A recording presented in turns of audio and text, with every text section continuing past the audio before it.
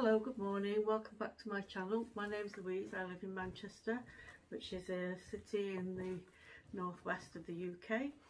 This morning I'm going to be looking at how to propagate by rooting.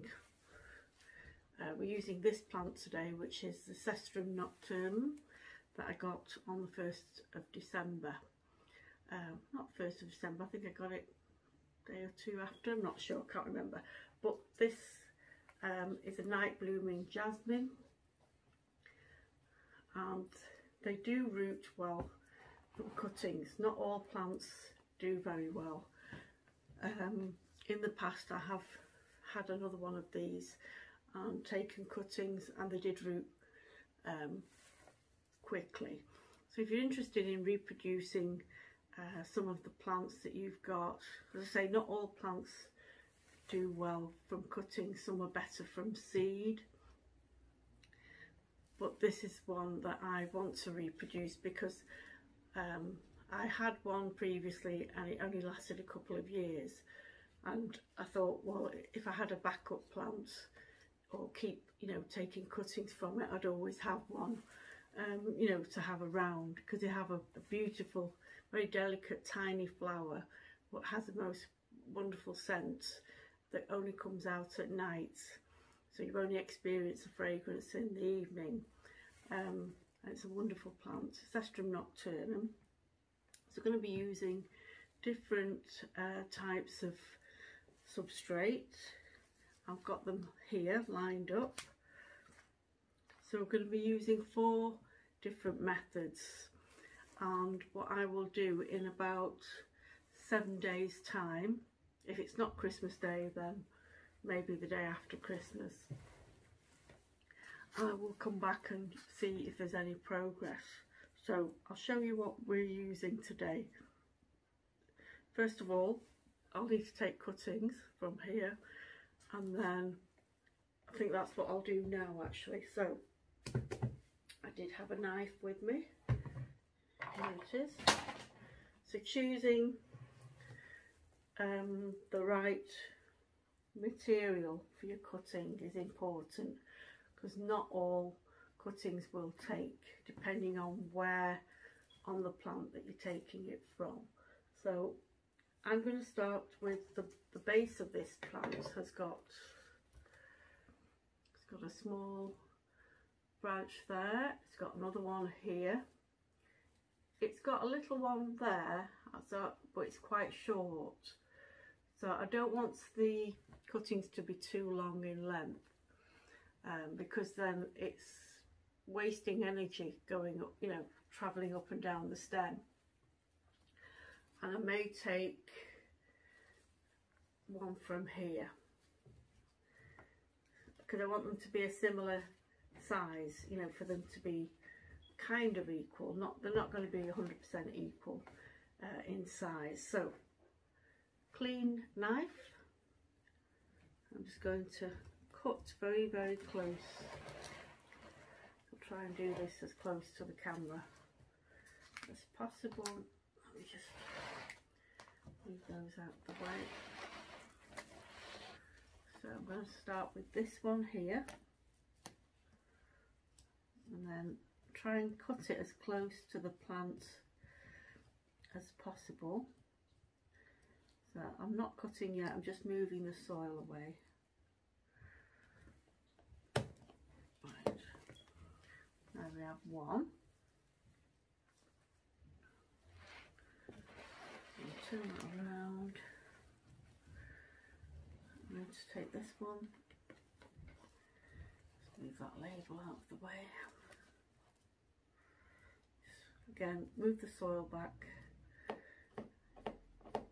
Sometimes plants produce their own little offshoots, and they will already have roots, so you can sometimes scrape away the soil. You might find that there are roots already attached to that. I don't think that's the case with these though, and it's not harming the plant by taking it. Some plants benefit from pruning, they get very leggy. This is one of them. Comes very, very leggy in terms of it'll have branches that will flop over, and it can be quite a sprawling plant. So it's nice if you can take the lower branches off and just keep a nice shape like this. So that's 2 cuttings, so we need 2 more. Actually, I might take that one, even though it's a short one. Just see if there are any others of a similar stem thickness. Not that one. Okay, I'll take this one. I'll remove that leaf. I'm going to take this one here, and I'm just going to take it below the node. So there's like a node there, you can see a little bump.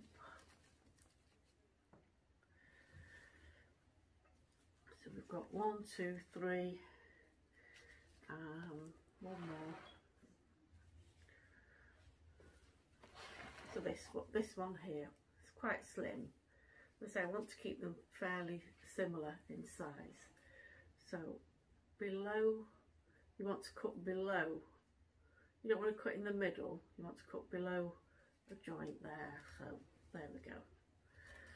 So we've got our 4, so we don't need that now. And what we're going to be using to get these rooted, so in here I've got coir compost. Basically just the dry coconut fibre that you rehydrate by putting in water, so it'll come as a crumbly fine powder or in a block, and you just add water to it. No nutrients in there, and for cuttings you're not really giving them nutrients, you just want them to root initially. So what I will be doing is using rooting hormone for each of these cuttings here. So that's the first one, that's coir compost. This one is perlite. It's a crumbly white rock. I think it's volcanic rock that's been treated very, very high temperature, and so it's very clean, very airy. It's got little pockets of air in these. Looks like polystyrene. It's quite light, and this is used to mix with compost to make the soil lighter. I don't think there are any minerals in there as, you know, beneficial, but it's a very useful medium to use. I've used this to root cuttings in before and found it very useful. So that's the second one that we're going to use. And then here we have sphagnum moss. So I have tried this once with the verrucosum that I've got. I've never used sphagnum moss for other cuttings before. So as I say, this is an experiment to see what works and what doesn't. So moist sphagnum moss, and as I say, all of them will be dipped in rooting hormone.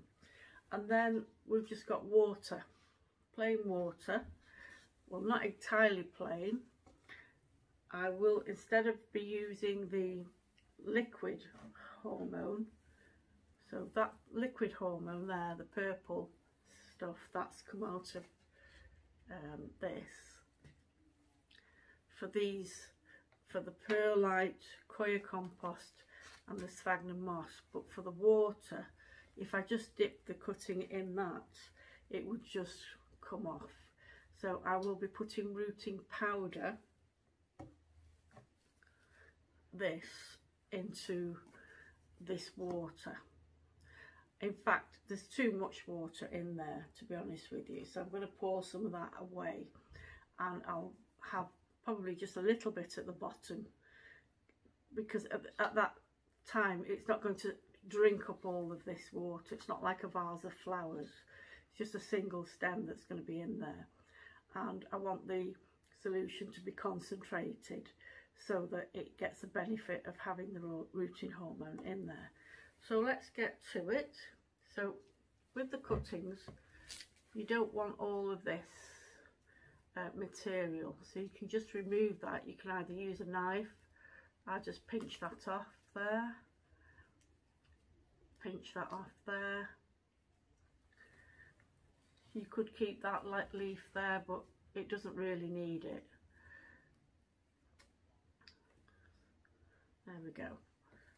So we'll do our first cutting. We'll dip that in there. Now I've already added water to this mix, and I'll just get my little trusty paintbrush, make a little hole in there, a little bit more rooting hormone on it.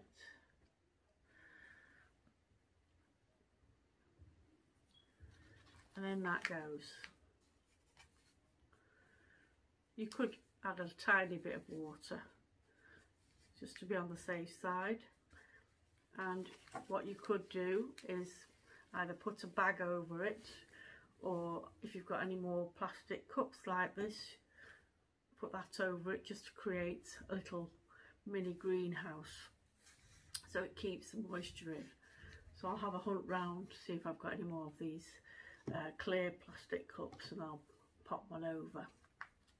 If not, I'll just use a Ziploc bag. So the second one.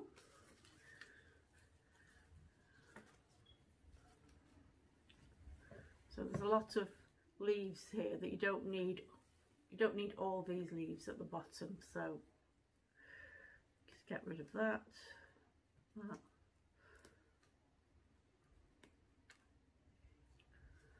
There's a couple of big leaves there. I think we can get rid of that one.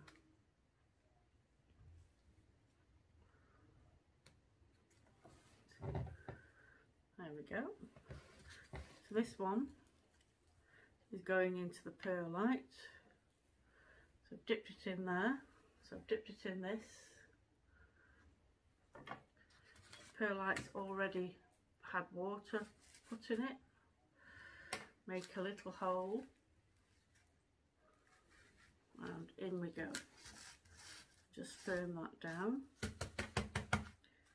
If you tap it down, that sort of makes sure that there's no air pocket around the cutting itself. That one. So I've got the sphagnum moss.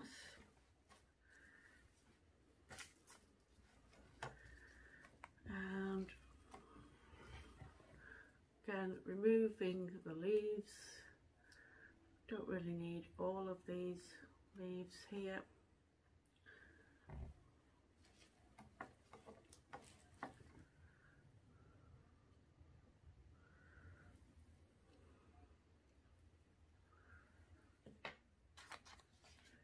Into the sphagnum moss.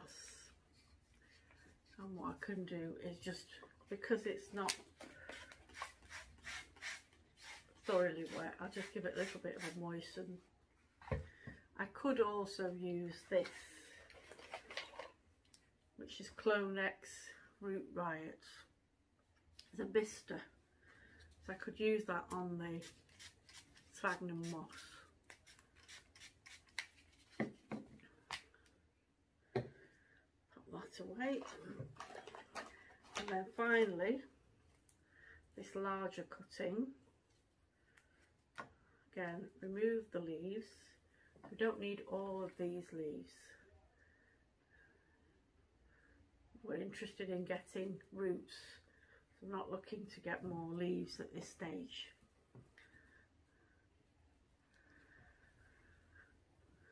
Rooting hormone. Oh, made a big mistake there. Not what we wanted to do. I'll use the leaf. Actually, it won't make any difference. that's just going to wash off once I put it in the water. So what I am going to add to this water, so we've got a little bit, not an awful lot, just a little bit of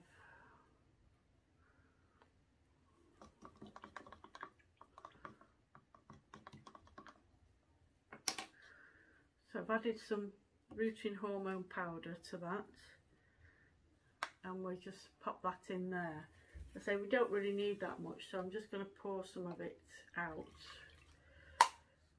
It only needs really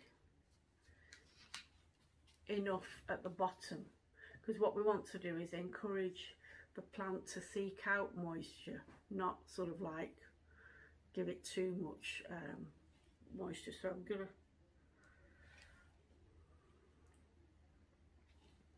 there, that's it. So we've got our water, we've got these, we've got water, sphagnum moss, perlite,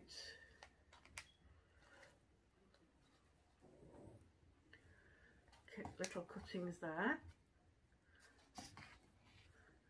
What I will do, I think that one's got, the leaves are a little bit big on that one. I'll take that one off as well. And I'll take that one off. And that one as well. So they're pretty even. They're not sort of totally, you know, different in size.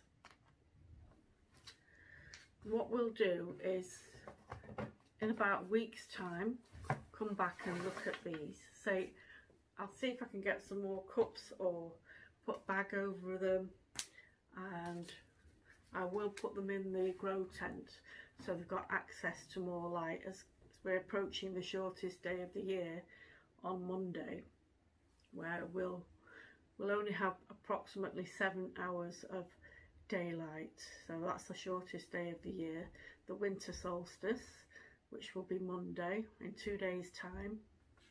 So these little plants do need access to more light than that. Ideally, when you take cuttings, it's best to take them in the spring and in the summer when the plants are really actively growing. But these are indoor plants, so you know we can give them the benefit of additional lighting, and it's warm indoors, so that's not going to be a detriment to their growth. So I hope you enjoyed watching. Please like and subscribe if you haven't already. Hope to see everyone soon.